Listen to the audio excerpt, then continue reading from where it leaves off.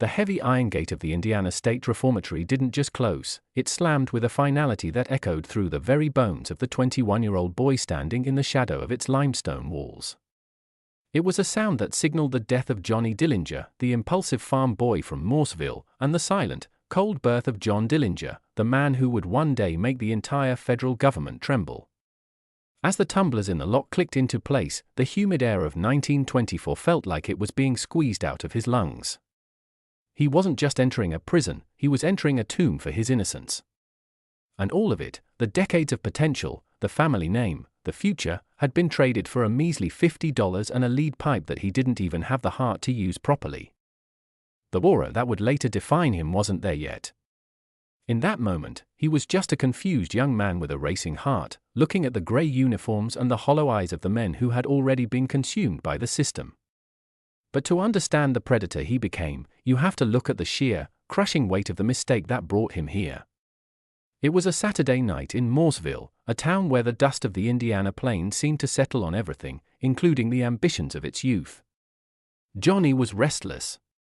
He was a boy with a high-performance engine and no road to drive on. He had tried the Navy, but the discipline felt like a straitjacket, so he deserted. He had tried the quiet life of a husband, but the domesticity felt like a slow death. He was looking for a spark, a way to prove he was more than just another hand on a farm. That spark came in the form of Ed Singleton, a local hoodlum who convinced Johnny that a grocery store owner named B.F. Morgan was an easy target. It was supposed to be a simple hit and run. A quick grab of the cash drawer, $50 in the pocket, and back to the pool hall before anyone noticed. But the universe has a cruel way of punishing the amateur. When Johnny confronted Morgan in the dark, that easy target fought back. The lead pipe Johnny carried felt like a ton of bricks in his hand. He panicked. A shot was fired into the air, Morgan screamed for help. And Johnny ran into the darkness, his heart pounding against his ribs like a trapped bird. He didn't get the money. He didn't get the glory. He only got the cold, hard realization that he wasn't a criminal, at least, not yet. The betrayal that followed was what truly calcified his soul. His father, a stern but honest man, told him to do the right thing. Tell the truth, Johnny, his father had said, believing in the inherent justice of the American system. The judge will see you're a good boy who made a mistake. They'll give you a slap on the wrist, maybe a year of probation, and we'll put this behind us. Johnny listened. He confessed to everything. He went into that courtroom without a lawyer, believing that honesty was his shield. But the prosecutor saw a chance to make an example of a deserter and a thug. The judge didn't see a boy, he saw a statistic. When the sentence was read, 10 to 20 years, the courtroom went silent. For a $50 attempted robbery where no one was seriously hurt, they had given a first-time offender a life sentence in installments. That was the exact second the farm boy died. As he was led away in chains, Johnny looked at his father, and the betrayal he felt wasn't just toward the law, it was toward the very idea of being good. If the world was going to treat him like a monster for a mistake, he decided he would become the greatest monster they had ever seen. The aura began to grow in the darkness of his cell. While other inmates spent their time weeping or plotting petty thefts, Johnny became a student of the shadow. He realized that the Indiana State Reformatory wasn't a place of healing, it was a crime university. And he was going to graduate at the top of his class. The air in the prison was thick with the smell of lye, unwashed bodies, and the metallic tang of resentment. For the first few months, Johnny was a ghost. He watched. He learned. He realized that the prison was divided into two types of men, the broken and the breakers. He gravitated toward the breakers. He met men like Harry Pierpont and Homer Van Meter, men who didn't just break laws.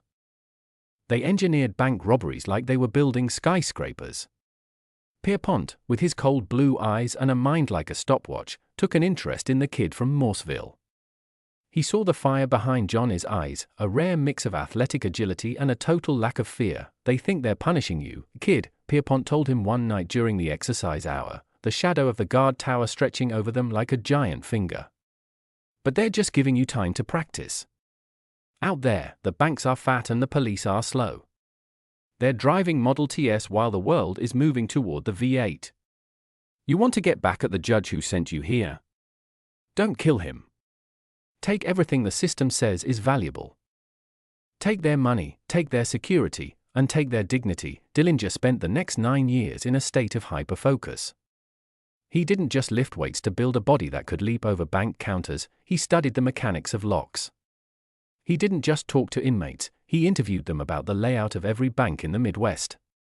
He learned about the getaway, how to scout roads, how to time a police response, and how to use the state lines as a legal shield.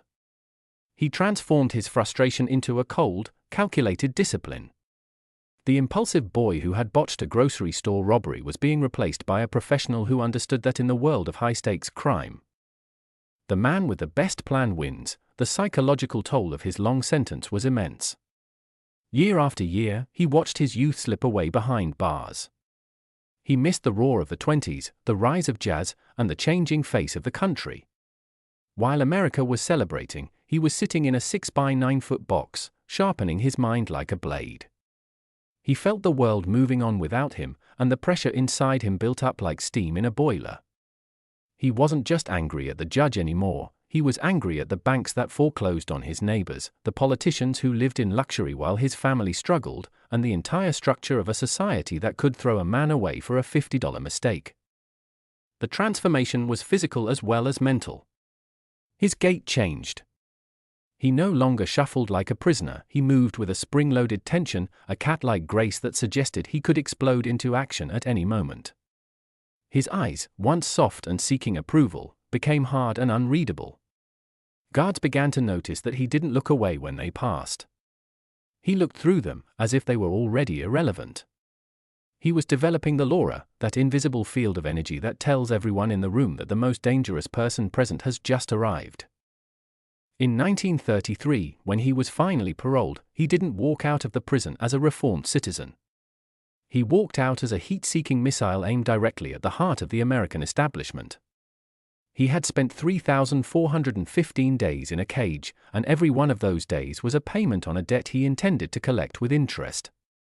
He stepped into the sunlight of a Great Depression-era America, a world that was broken, hungry, and desperate for a hero, even if that hero was a villain. The $50 mistake was the most expensive error the state of Indiana ever made. They had taken a young man who could have been a mechanic, a farmer, or a soldier, and they had spent a decade refining him into a master criminal. They had given him the teachers, the motivation, and the time to build an empire of lead and gasoline. As he stood on the sidewalk outside the prison gates, feeling the real wind on his face for the first time in nearly 10 years, John Dillinger didn't look back. He didn't think about Morseville. He thought about the banks. He thought about the V8 engines. And he thought about the judge who told him he was nothing. The farm boy was gone.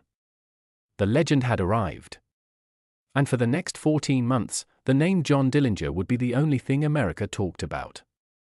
He was the byproduct of a system that chose punishment over rehabilitation, and now, that system was about to find out exactly what it had created.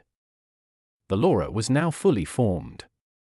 It was a mixture of charm, lethal capability, and a total disregard for the consequences.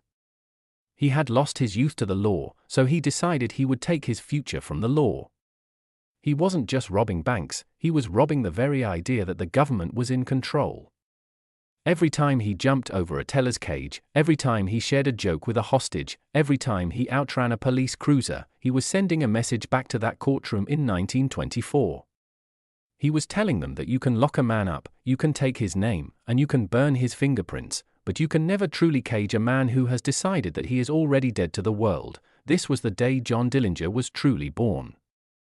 Not in a hospital in Indianapolis, but in the cold, echoing halls of a prison that tried to break him and accidentally made him invincible. The journey from a $50 mistake to public enemy number 1 was complete.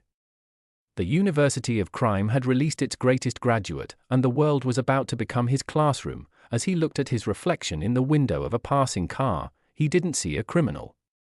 He saw a man who was finally, for the first time in his life, exactly who he was meant to be. The weight of the past was gone, replaced by the heavy, comforting weight of the Colt .380 in his waistband.